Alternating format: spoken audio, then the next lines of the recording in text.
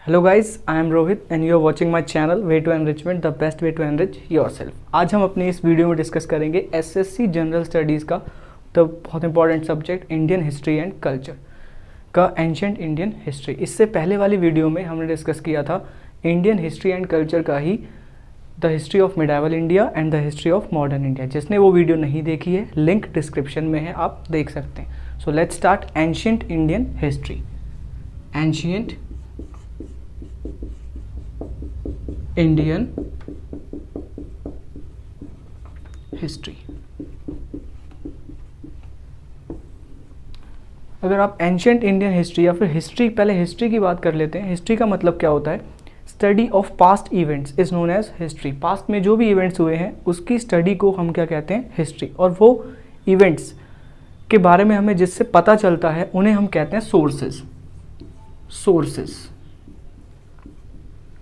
Main आपको ancient Indian history में जो कवर करना है वो सोर्सेज वाला पार्ट कवर करना है। अगर आप सोर्सेज वाला पार्ट कवर कर लो तो आप एंशिएंट इंडियन हिस्ट्री का 50 to 60% पार्ट खत्म हो जाएगा।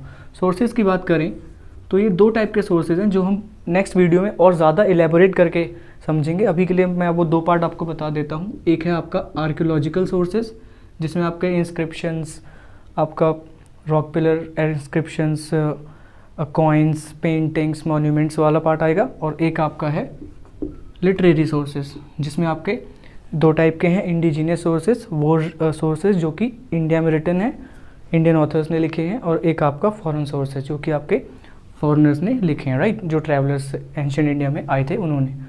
अगर आप एंशिएंट इंडियन हिस्ट्री की बात करो तो इसमें आपको मेजर 3 हेड्स पढ़ने हैं। पहला प्री हिस्टोरिक पीरियड, दूसरा proto historic period, next historic period.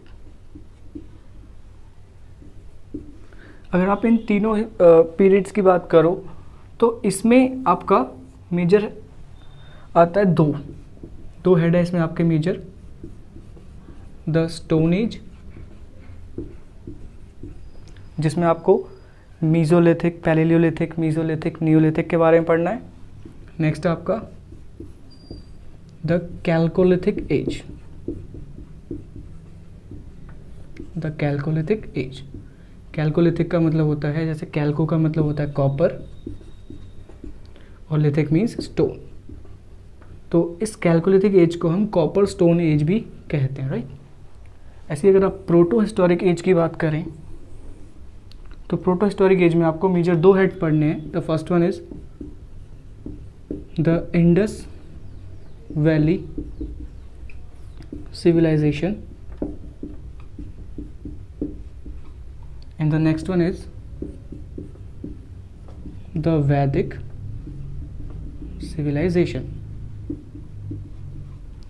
अगर आप इंडस वैली सिविलाइजेशन की बात करें तो वर्ल्ड में सबसे ज़्यादा सिविलाइज्ड से मानी जाती है ये इंडस वैली सिविलाइजेशन, क्योंकि इस टाइम पे हमें ऐसे ऐसे सोर्सेज मिले हैं जिनसे ये पता चलता है कि इतना जितना इंडिया आज डेवलप नहीं है, इससे ज़्यादा इंडिया उस टाइम पे डेवलप था, राइट। वैदिक सिविलाइजेशन में आपको ऋग्वेद, यजुर्वेद इनके बारे में पढ़ना है। अगर आप हिस्टोरिक एज की बात करो तो इसमें आपको मेजर 6 हेड्स पढ़ने हैं। पहला आपका the rise of India in 6th century BC। Next आपका द मौर्यन एम्पायर, या आप पीरियड भी कह सकते हो। नेक्स्ट आपका the post Mauryan period. Next आपका द संगम एज या पीरियड, आप कुछ भी कह सकते हो। तो next the Gupta period. Next आपका the post Gupta period. Okay, अगर आप एंशियंट इंडियन हिस्ट्री में इतना पार्ट कवर कर लो तो आपका एंशियंट इंडियन हिस्ट्री से कोई भी क्वेश्चन आ जाए आपका नहीं छूटेगा, राइट। अगर आप हिस्टोरिक पीरियड की बात करें तो rise of India in the 6th century BC में आपको महाजनपद की हिस्ट्री पढ़नी है। जैसे महाजनपद की हिस्ट्री के बारे में आपको कहाँ से पता चलता है, तो बुद्धिज़्म का एक बुद्धिस्ट टेक्स्ट का एक बहुत इंपॉर्टेंट टेक्स्ट है निकाय, और निकाय के अंदर भी आता है अंगुत्तर निकाय। अंगुत्तर निकाय में साफ साफ मेंशन है कि India in the 6th century BC में महाजनपद की हिस्ट्री, टोटल 16 महाजनपद हैं उस टाइम पे, जैसे अंग हो गया आपका, मगध हो गया, कौशाल, कौशाम्बी, गांधार, इस तरीके से 16 महाजनपद की हिस्ट्री पढ़नी है। पर आपको कंप्लीट एंटायर हिस्ट्री के बारे में जानने की ज़रूरत नहीं है उनके। आपको अगर इतना भी याद रहे कि उनके नाम और उनके कैपिटल, तो भी आपका SSC में काम हो जाएगा, राइट।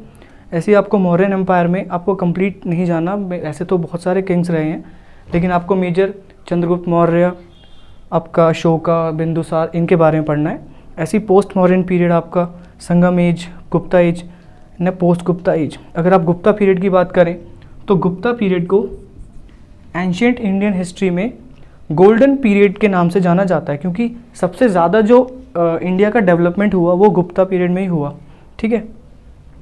चाहे वो डेवलपमेंट आपका सोशली हो, चाहे पॉलिटिकल, चाहे इकोनॉमिकली, किसी भी तरीके से डेवलपमेंट हो, पर सबसे ज़्यादा डेवलपमेंट गुप्ता पीरियड में ही रहा, ठीक है। इस तरीके से अगर आप सबसे पहले आप प्री हिस्टोरिक पीरियड की बात करें तो इसकी जो नॉलेज है, इसके बारे में जो हमें पता चलता है, ये कम्प्लीटली डिपेंड है आर्कियोलॉजिकल सोर्सेज पे। जैसे मॉन्यूमेंट्स हो गए, इस टाइम पे हमें कोई भी रिटन रिकॉर्ड्स अवेलेबल नहीं थे, ठीक है। प्रोटो हिस्टोरिक पीरियड की बात करें तो इसके बारे में हमें पता चलता है आर्कियोलॉजिकल सोर्सेज से भी और समथिंग लिटरेरी सोर्सेज से भी, लेकिन इसके लिटरेरी सोर्सेज जो थे वो डेसिफर अभी तक नहीं हो पाए हैं, क्योंकि उन्हें पढ़ा नहीं जा सका, उनकी जो स्क्रिप्ट मेंशन है। नेक्स्ट अगर हम हिस्टोरिक पीरियड की बात करें तो इसकी नॉलेज कम्प्लीटली बेस्ड है आर्कियोलॉजिकल सोर्सेज पे भी एंड लिटरेरी सोर्सेज पे भी, दोनों ही एक दूसरे को ऑथेंटिकेट करती हैं, राइट।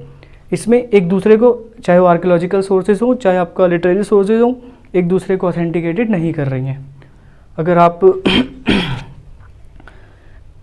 प्री हिस्टोरिक पीरियड की बात करो तो मैंने आपको बता दिया आर्कियोलॉजिकल सोर्सेज पे है, no written records available. Proto historic में आपका आर्कियोलॉजिकल एंड लिटरेरी दोनों हैं, पर ऑथेंटिकेट नहीं है। हिस्टोरिक पीरियड की बात करें तो दोनों अवेलेबल हैं, चाहे आर्कियोलॉजिकल हो चाहे लिटरेरी सोर्सेज, राइट। अगर आप एंशियंट इंडियन हिस्ट्री में इतना कर लो तो आपका कोई क्वेश्चन नहीं छूटेगा।